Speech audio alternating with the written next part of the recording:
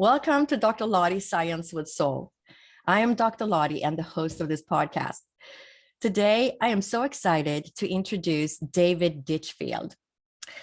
And David Ditchfield, he is an artist, a composer, and an author. And in 2006, he was dragged under a speeding train in a freak accident. And as the surgeons fought to save him, he had a profound near-death experience. He later realized that he had acquired astonishing new abilities. The first, an ability to create dramatic paintings of what he had seen in the afterlife. And the second, the ability to compose classical music despite being unable to read or write any musical notation. His debut symphony premiered at a sellout orchestral concert to a standing ovation. He has since composed further classical works, also premiered at sellout performances, and continues to paint and compose in Cambridge, United Kingdom. His book, Shine On, which tells his remarkable story, is out now. So welcome, David. It's such an honor to have you as a guest today. Oh, thanks a lot. What a lovely introduction. So tell us, how in the world did you end up under a train? Yeah, well, it was a freak accident. I was seeing a friend off at a rail station, and I was helping her onto the car with her bags and stuff. And I gave her a hug and a kiss goodbye. And then at one point, the coat got trapped in the automatic closing doors. It was like a 3/4 length coat, and I couldn't pull it free. I called for a guard, but there wasn't a guard around on the platform. Tried hitting the buzzers and everything, but nothing happened. So the train started to rev up its engines, and I looked into my friend's eyes, and I just saw the look of fear and horror in her face. And I thought, this is it. I'm going to die. I didn't think I was going to survive this. The train started pulling out the station at great speed. You don't realize just how fast they go, but it was incredibly fast to the point that I lost my footing eventually, in fact, very quickly. And then I was dragged along the platform, then pulled between the edge of the platform and the speeding train. And then I suddenly went from all this sort of speed into like looking up and seeing that it was almost like I remember seeing the carriage doors almost disappearing into the sky is what it looked, because I was falling into a deep pit of complete darkness and horror. I was just thrown around in a very violent sort of horrible experience. It was just like being a rag doll that was just being tossed around relentlessly in a washing machine at full spin. And it was very painful, very scary, terrifying, but because I was fully conscious throughout the whole deal. Then I ended up lying on the tracks, in between the tracks as the train continued on. And then by a miracle, I survived. And I had a near-death experience when I got into hospital. So they got me off that track and into an ambulance, and sped down the highway. For 25 minutes it took until we could get to the hospital. And I was losing a lot of blood at this point. My left arm had been severed. And so, so I knew it wasn't all over. Even when I got into the hospital, there was a team of medics there waiting to start working on me. And I could hear the fear in their voices. I could hear them talking science. I didn't know what the heck they were talking about, but I knew it didn't sound good. My family arrived. They were there at the hospital, and which surprised me, because I didn't even think they knew about what had just happened, And they came in, and my mother was in tears, and I remember apologizing to her. I was going, "Mum, I'm so sorry. It's always me bringing all the dramas to this family, because that's what it was. My life was always a mess before that, And she said, "Stop it. It's not your fault, And so it's pretty much at that point that I left my body. I left all the pain and the trauma and the agony and, the sort of, the high level anxiety of that hospital to a beautiful place." And it was instantaneous, the transition from all that to what appeared to be a beautifully darkened space. I felt comfortable here. I felt, wow, where I figured I'd passed on. I figured I hadn't survived. And I thought, it's okay, this is it. I'm dead. And I wasn't scared. I didn't. There was no fear. There was no struggle to sort of try and fight it. I went with it because it was, after what I'd just been through with all that, complete trauma. It was just brilliant just to be in this space that felt so comforting. And I was greeted by what appeared to be like landing lights at an airport. They were like glowing sort of orbs of colors that were slowly pulsating all around me. So I lifted myself up to get my bearings, and I realized I was no longer laid on a hospital trolley, but I was laid on what appeared to be like a huge granite rock. It was like a medieval altar, is the best way I can describe it to you. And I looked to check my wounds because everything was back in place. There wasn't even a single scratch, and I was no longer clothed, but I was just covered in this blue satin sheet that comforted me. And I noticed there was like really white light sort of simmering and shimmering off this blue sheet, reflecting. And so I looked up, and there were 3 grids of white light that was closing in on me. And those 3 grids of white light made me want to lie back and just look in, because I felt there was a healing energy coming from that light. It was very intense. It was very bright. I mean, normally it would be so bright that I wouldn't be able to look with the human eye, but in this sphere, it was okay. I could look into it, so I didn't lose my gaze. And yeah, so I just kind of laid back and bathed in this light. And it was, some time went on, then I suddenly felt the presence of that somebody had arrived. Even when you've got your eyes closed and you're laid on your bed and somebody walked into the room, you know they're there. So I opened my eyes and lifted up my head, and there was this beautiful androgynous being stood at my feet, wearing a very simple contemporary black t-shirt like the one I'm wearing now, and nothing too ethereal, and with this beautiful white blonde hair and the skin that was glowing from within. There was like this light that was kind of like radiating from this person. But what was interesting was that I felt that I knew this person really well, but I couldn't figure where from. I actually said, "Who are you? I know you, don't I? But where do I know you from?" And this person just grinned back at me and wouldn't give me any indication whatsoever. But that was okay, because I felt safe. In fact, I felt guarded by this person. I felt like this person was the guardian to my soul at that point, and guarding me through what was going to happen to me next. And so I laid there for some time more, and then I felt the presence of more people had arrived at the scene, if you like. And I was correct that I opened my eyes, and there were 2 female forms that had arrived either side of me, to my left and right. And one was kind of white, sort of very sort of European looking, again in a simple brown dress, and whereas the girl to my left was more sort of Asian Indian, American Indian, or Brazilian maybe, in a very traditional style of dress. And they just had their hands hovering over my body. They were just hovering over all the contours of my body, and I felt this energy coming from their hands, which was just so powerful. It was a beautiful power, it was a power of love, that was just going right through me. And I just thought, I knew that they were healing the trauma that my body had just been through, because it's such a huge, horrific ordeal. But I also knew that they were going deeper than that. They were healing my soul ultimately. It's like they were peeling off the years of baggage, like that we all have. We all carry baggage in our lives, no matter what, and all those layers of baggage were being taken off bit by bit, and they were just going right down to the pure essence of me. And the more that they healed with their hands, the lighter I felt.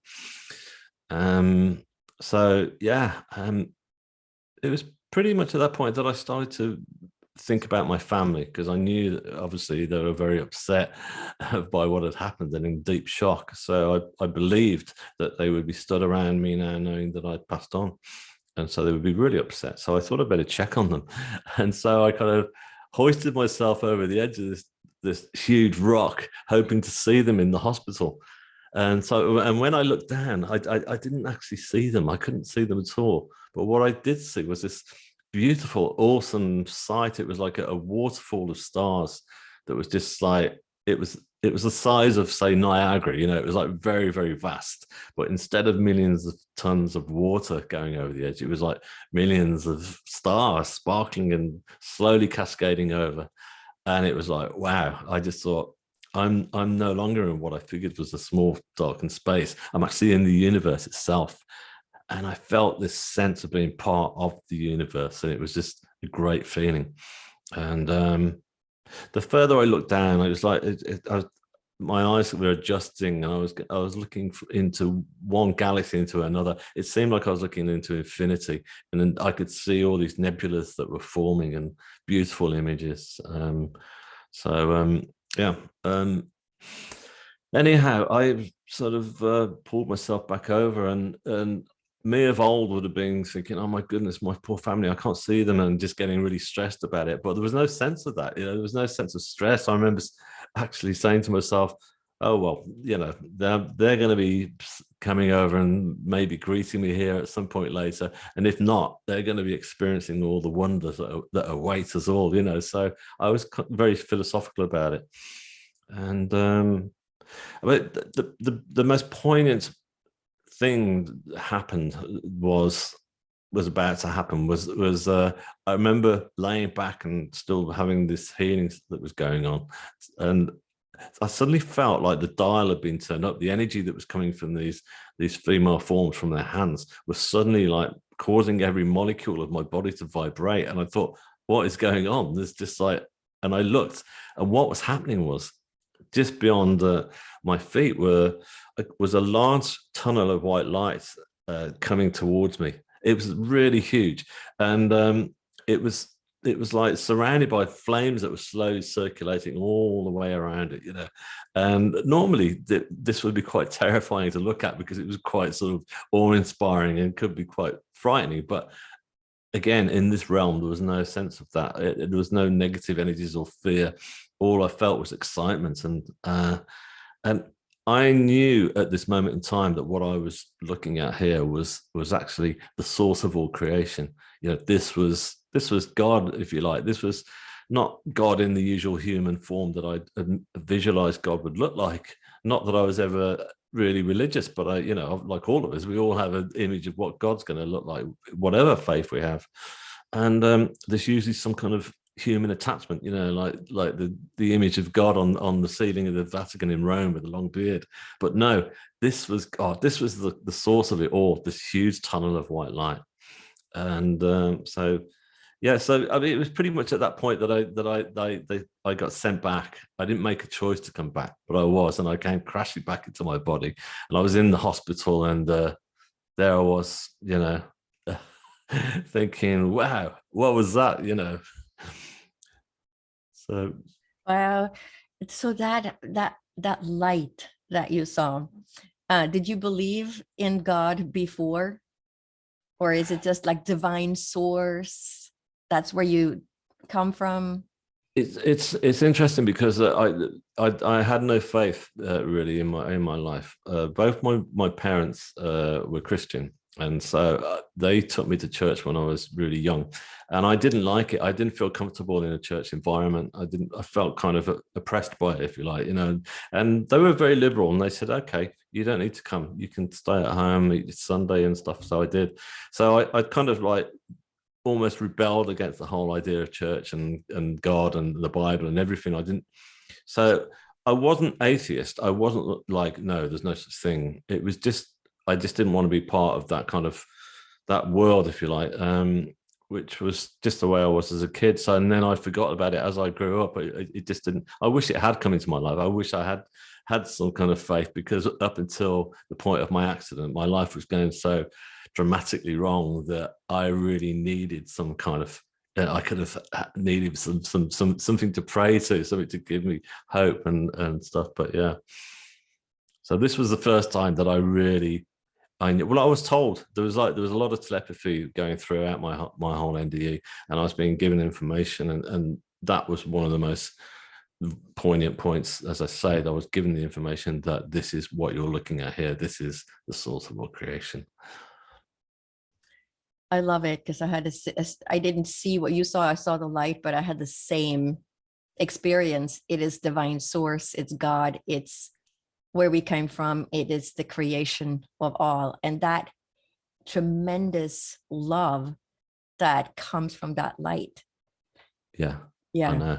It's incredible, isn't it? It's an Yeah. amazing feeling. It's just like, as I say, I could feel myself vibrating, and that's the only way I could describe it to people. Some people go, "Well, but it was just because it's unconditional love as well, isn't it? It's like I always say to everyone that it felt like all the different. It felt to me like I was receiving all the different types of love I'd had throughout my life, whether it's from my mother, my pet cat, my lover, or my brother, sister, whoever, because they're all different forms of love that you receive, but this was just like pure and unconditional. There was just no attachments whatsoever. There was just, I was being told you are loved. And I never knew that, I never knew that I was loved. I never felt that I was loved, Yeah, of course, I mean, my family loved me, but I mean, I didn't go through life feeling loved and you know, and strong within myself because of that. Yeah. Yeah. And so then after your NDE, did you become religious or your? Yeah, I did do. Yeah. I was keen to find out and talk about it. I mean, I remember I asked when I was in hospital if I could speak to the hospital priest and stuff. I was very keen to talk to him, which I did do. And he was a lovely guy, but I don't think he quite sort of. I don't know whether he got it or not, but it was almost like I could tell that he got his teachings, and I realized now as time's gone on that he was a Christian priest, and that within Christianity that you don't really, the afterlife is only talked about in terms of Jesus right now. We're at Easter, resurrecting from the cross. But so I kind of figured that it didn't quite gel with him. So I thought, no, this isn't right. So I found a spiritualist church that I'd come across sometime. There's a story that I could tell you, which is that. I'd come across a spiritualist church a few months prior to my accident. I've been visiting my sister up in Cambridge, and This is before the accident. yeah, this is before the accident, Mm-hmm. and it was just this is why this was. Well, I say it's by chance. It was obviously meant to happen. I was on the train coming up to visit, and there was a couple sat opposite me, and they were lost and didn't know where the next station was to get off, and they were going to the same place as me. And so I was helping them with directions, and I said, "Don't worry, it's the station after next," and blah blah blah. And this lady said, "Oh, we're off to see a medium tonight, and she's very good, and she's not well known, but she's brilliant." And I said, "Okay," and she was very keen to get me to go, and I said, "Okay, I may go." And she said, "Well, here's a flyer," and she gave it me as she got off the train and put it in my pocket. So I arrived at my sister's, and I remember there was a lot of chaos going on at the time when I got there. My nephews and stuff were like playing up and stuff. So I thought, I'm going to go and just to have a walk and go. So I went for a walk, and I went for a drink in the local bar, and I pulled this flyer out of my pocket, and I thought, I'm going to go. So I went to the meeting, and it was packed. It was in a small spiritualist church, and I just squeezed myself into and then sat down. And she was brilliant. She was picking up lots of messages and for people. People had gone there looking they'd obviously just lost their loved ones, and they were hoping to connect, and they were getting those connections. And so I thought, wow, this is great, and but I wasn't looking for anything at all, but suddenly she turned around and she said, "Gentleman in the blue sweater." She said, and I went, "What, me?" She said, "Yes, you." She said, "Your life is about to change." And this was totally different from all the other messages that people were getting. There was no grandfather involved or anything. She said, "Your life is about to change." I went, "Oh, okay." And at that point, I just figured, great. Am I going to win the lottery? Am I going to, all these different materialistic things I was hoping for. And I said, "In what way? How's it going to change?" And she's walking around. She's going, "Yes, yes, yes." She was like communicating and talking out loud. She was very sort of like animated. And she said, "Yes, I know, I know." And then she came back and she said, "They're not telling me. They just said, just be prepared for it, be ready for it, and you will be guided." And I said, okay. So I now know that what that message that was being given was not a lottery ticket at all. It was telling me that I was about to have this huge monumental thing, a spiritual awakening. I was about to go under a train and have a near-death experience, and which would change my life. dramatically. Yeah. So. So does that make you wonder if life is predetermined to a certain point? Yes, I do. I do believe that. Yeah, and I follow that as well. It was something that I learned when I was in that realm. That's the way that basically the way I try to describe it is like our lives are all kind of have a highway that's in front of us that's meant to be for us, and a lot of us try to attempt it by the shortcut routes, which I was always trying to take a shortcut because things were never working out, and those shortcut routes never worked out for me at all. They'd always end in disaster, and it'd be one step up, two steps back, you know. So I definitely think that that our lives are predetermined, and to try and go with that, I mean, that's the answer. That's the answer that I was being given, because before that, because things were going so terribly wrong in my life, because I dyslexic, and it was a struggle for me to find work, you know, and I was working on construction sites, mainly picking up manual laboring work, and I wasn't very good at that kind of work either. So I was still a square peg in a round hole. So all the time I'm trying to sort of get over all these adversities without actually dealing with them, you know, and trying to take shortcuts and trying to be like somebody else, or aspiring to be the people that around me who were successful. But of course, all I needed to do was just follow my own path, you know. Right. So we go down these highways, or right, and then if we're not on the right track, then maybe we get picked up and have to make a course correction. Or do you think, if you had gone down the right track, so to speak, the right highway, and you were already, you know, doing things, composing and painting, or listening to your guidance, or do you think that the NDE was just part of it was predetermined, you were going to go through this NDE and then all these gifts were going to show up?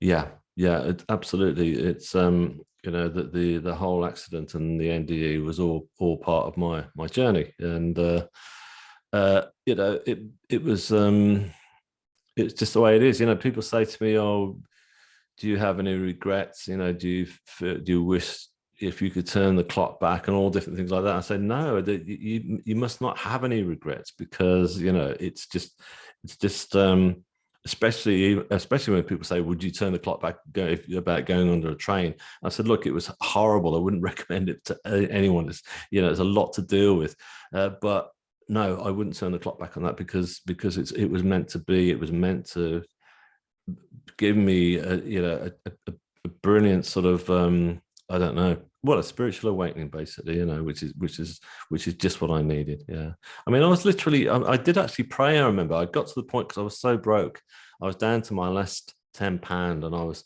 sat in my apartment, which I was just about to lose. They were going to evict me, and I opened the fridge door, and all of us on that fridge shelf was a bottle of beer, you know. And I thought, shall I open it or not, you know?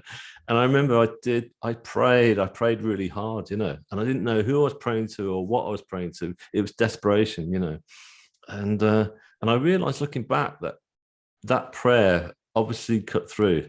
But interestingly enough, I realized that was not the way to pray. If I had faith, I wouldn't have been praying in such a point of desperation, if you like. You know, I would have had faith that my guides were going to be there for me, and eventually, you know, steer me through, because you know, life doesn't suddenly just become great and normal and sorry, linear and stuff. You know, life's always faced with adversities. That's the order of the universe. That, you know, whatever part of the world that we are, whatever part of the animal kingdom we are, there's always going to be adversities, you know. But it's just understanding that out of all adversities becomes grace, becomes light, you know, becomes, you know, love conquers in the end, and wins through. Yeah. So after the NDEs, you brought back gifts, and you started painting and composing music. How did that start? How did that come about for you? How did you realize that all of a sudden you could paint or compose music?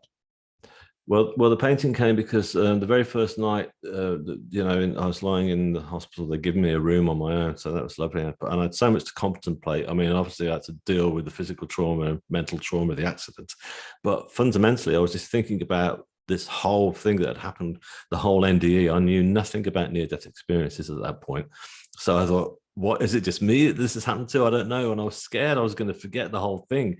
And I thought, I've got to tell everybody about this. That was my mission. And so I thought, I'm going to paint it. I'm going to do a huge painting like the big biblical dramatic scenes that you see in Rome, the big Renaissance paintings, again, going back to the Vatican, And I thought they've got to be like that kind of power. So there was no sense of question about it. And so once I was well enough, to actually get around to doing it, yes, I was apprehensive at first because I didn't want to mess this up. But it was incredible because once I started painting, I realized that it wasn't just me that was bringing these paintings alive, that I was being helped. I felt like I'd still got this umbilical cord attached to this other realm. I felt like the energy was coming through and giving me a crash course in how to apply color to create skin tones and what have you. And the paintings just started to come together so well. And people would come and see, look at what was happening and get very excited about it and about my story. And I thought, this is great. People are really interested in this, So it all came together. And the music itself, I mean, that was just, that came along because through the spiritual church.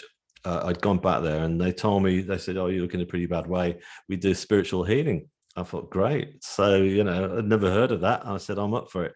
So I was having spiritual healing, which did help with my recovery physically to speed things up. But some of those spiritual healers are clairvoyant, and they would give me just small messages at the end of each session. Like, they'd say, I saw a blue light coming through your heart chakra or whatever. But they started to say, quite a few of them saying, oh, I'm picking up music, I'm picking up a violin, Beethoven, Wagner. I was going, I can't take it, I don't know, And then one of them said that you're going to write a piece of music about your experience. I went, okay. So I got this old cheap synthesizer up in the loft. I got that down, just this little plastic thing, and a cassette recorder. That's all I got. And I started to work on what I thought was going to be a song. Then it suddenly developed into what sounded to me more like, no, this could be played by an orchestra. And so I befriended a cello player in the local orchestra at this point, who was quite spiritual herself. And I told her about where I was at, and she laughed and said, maybe we could perform it. I was going, why not? It's incredible. I got this kind of sense of not high ambition, but there was a sense of no boundaries, if you like. So, so that's how that came together. And as you said at the beginning, I still can't read or write a single note of notation, but with the help of computers, I can now, can play onto a keyboard or everything I'm composing, and then it will transpose itself into musical notation. And I print off the score, give it to the orchestra, and I hope it works, I love it. I love it. That's it's just amazing to think about, that all that talent just came forward. Do you think that talent was in you before, and the near-death experience just brought it out in you, it sort of activated that life for you? Or do you think that something changed with your near-death experience and you didn't have that ability before? It's just your thoughts, basically. Yeah, how would we know? Yeah, how would we know? I mean, my thoughts are that yes, they were always within me, but I would never have had the confidence or the self-esteem to have allowed both my paintings and my music, and then to write a book, all those things to develop, to happen. But it's like everything I do, even now, every single piece of music I'm writing, I'm working on a new piece. When an idea comes through that really comes together, I still get that tingling feeling of, wow, that's not me that's brought that in here. This is beautiful. And I literally sit back and go, thank you so much, because I'm still channeling, but I'm not unique. I think that everybody does it. When I say everybody does it, everybody can do it.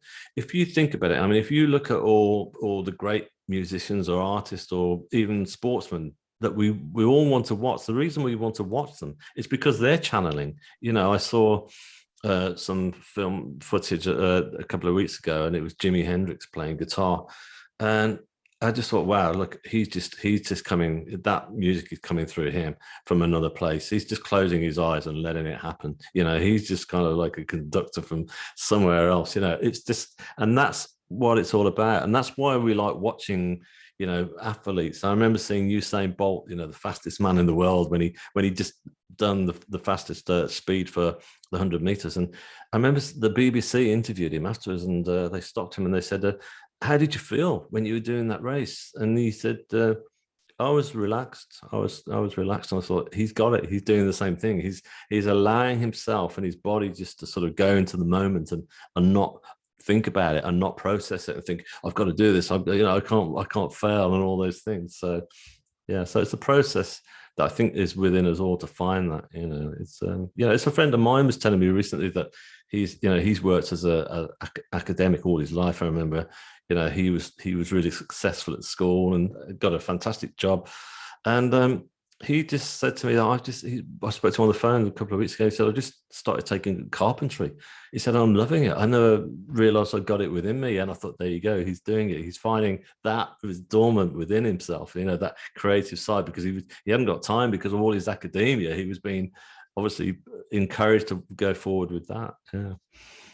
So the listeners that are out there listening to your story, and they're thinking, I wonder if I have, you know, any gifts. I'm not happy with what I'm doing in life. How do you tell these people to tap into that and find that gift that they all have within them, but it's just latent? They have never developed it. Yeah. It's for me, it was just, it started with self-love, coming back from that realm, and with all that self-love that I felt that I was armed with, I suddenly found I got self-worth. And when you find that you've got self-worth, you're able to start looking around and doing things that you know within yourself. We all know it. We've all got that little voice that says, I always wanted to do this. I always wanted to try that. Then go and do it. Then you can, once you find that feeling of self-love and self-worth, then you'll do it. You'll feel able to make those dreams come true, literally. You know, just give it a go. And also try to get away from the thinking mind, which is saying you've got to succeed. This has got to happen. You've got to, you know, there's no goals. There's no, I never have any goals. You know, people say to me, oh, what have you got planned this year? I say, I haven't. Well, I've got certain plans, because also obviously I need some, but I don't say, right, this is my benchmark. I've got to make sure this next piece of music is as good as the last, or all those things, because as soon as you start doing that, the thinking mind takes over, and the inner voice, which is in there, won't allow that creative voice to come through. It doesn't necessarily have to be creative. It could be anything. You know, you could, you know, there could be people who are natural healers and never realized that they were, and that's their destiny. That's part of their pathway that's been, you know, kind of locked down slightly. Yeah. No, I love it. I have such similar messages for the world myself that I talk about, and it's all about self-love and finding that that true essence within yourself, that spark in your heart, just like you said, and trying those things that you always felt called to do, but you never did. And just, you know, start with something, even if it's just a small baby step in that direction, but that then helps transform, you know, that person and put them on a new path. But it's like you said about the mind, our logical mind just gets in the way sometimes. And, you know, I got to pay the bills, and I got to do this, and I got to be productive, and whatever it is that you taught yourself as a child, that this is what you do in order to be, you know, successful in the world, or to be liked by other people. And we kind of live our life based on these perceptions that we have about society and ourselves in society and what we're here to do. So such a good message to listen to the heart and just explore these abilities that are all latent within us. We all have remarkable gifts, and it's just a matter of learning to tap into that. So tell us about your book. your book that came Mm. out about 2 years ago now, Shine On. That's right. Yeah, Shine On. Yeah. So Mhm. that came out, and that came out right at the beginning of the pandemic, and so I just kind of thought, again, I thought, well, I don't know how this is going to go. It could just kind of dive and never see the light of day because nobody knew what was going on in the world. But I just allowed myself not to get the thinking mind in place. I just thought, that's fine. Let's see what happens. If it happens, it happens. If a few people read it, then great. But it turned out to actually work in my favor because I was talking to so many people like I'm talking to you now via Zoom, because everyone was doing it. And all of a sudden I was able to reach out to so many people across the world and talk about my book and talk about my story, which meant that more and more people were felt, they wanted to go and buy it. And so it's been really well received. It's just like, I can't believe how well it's been received. Which is great because like both of it feels like it's given another dimension to me telling my story. First of all, the paintings told my story, then the music gave it a different dimension, and now the book. And it's interesting. I get people writing to me now or on my social media saying, "I just read your book, and as I was reading the final chapter, which is about the actual concert itself, I was listening to your music, at the same time, and it was just gave me this whole different. It was like being in the cinema. And so the book's been a great success. It's been really well received, and in fact, I got Hachette France signed me up last year, and so it came out in French. In fact, I've got it here. It's a French. That's the French edition there, but it's pretty much the same cover. So that's the book anyway. And that's Shine On anyway. So yeah, and so it's been a great friend to me, this book, for the last few years. So yeah, so it's lovely that people are reading it and connecting with it. Oh, that's beautiful. And where can people find your book? Oh, Amazon. Just go to Amazon basically because it's anywhere you are in the world at the moment you can get it, and please do. Yeah. And when you wrote the book, did you feel like you do when you're painting or composing music, that it was sort of channeled for you to tell your story? Oh, absolutely. Yeah. It's interesting as well because I'm dyslexic, I couldn't have written the whole book alone. So I worked with a co-author, and that co-author I was channeling as well. Now knows what channeling is all about, and so we've had conversations since, and it's absolutely true because she was like connecting with my mind. She got into my mind anyway because we spent hours and hours and hours of conversation. But there were points where I thought, wow, she's written something in there that's just like completely. It's almost like she went through the whole thing with me, and so I know that she was channeling, and she's very aware of that, and we both were. So yeah, it was very, very. But not only was the channeling of the actual creative process of writing that book, but the just getting it published. I was being helped there. I was being helped to I was led to Dr. Raymond Moody, who coined the phrase near-death experience, as you'll know. And his manager came across it. I'd sent it to him, just as hoping that he would read it, and then never heard anything back. And one day his manager came across the email that I'd sent and saw my story and thought it was amazing. And so she said, I just read, your book. It wasn't even published then. She said, Raymond's going to love it. Can I give it to him? I said, yeah, please do. So, so he got back and he loved it. And he said he would write the forward for it. So that was great. So there's a lot of synchronicity happened around the book coming out. And I knew that my guides were bringing that together, that synchronicity. Yeah. Wow, that's just incredible. And I love that it's now being translated into other languages as well. Yeah. Yeah, so that other people can learn about your experience and what it brought you, because it gives such hope to people. Here you were, and you were, wondering where life was going to take you. You barely had food in your fridge, and then you had this whole turnaround. And even though you were dyslexic, you could paint, and you're composing music, and you even had a book that was published, right? And it just gives so much hope for other people out there that feel hopeless, that they're not having abilities, or they can't go on, they can't do, what they would like to do. But there are always ways, right? There are always ways to transform that life, and hopefully without a near-death experience. Absolutely, yeah. This is what I keep saying all along in my interviews, and that you don't have to have a near-death experience to get to this place. In fact, we all had a bit of a trial run at it, I feel. But when we went into lockdown, when the pandemic first happened, I was really encouraged by the way that people were suddenly turning their lives around. It was almost like they'd had an NDE. Their lives had stopped. No one could go to work anymore. So people were suddenly getting in touch with nature for the first time, walking around with kids and teaching their kids at home, baking bread, baking cakes from home. They'd never done all these things. People were being creative, doing paintings and pottery, So there you go.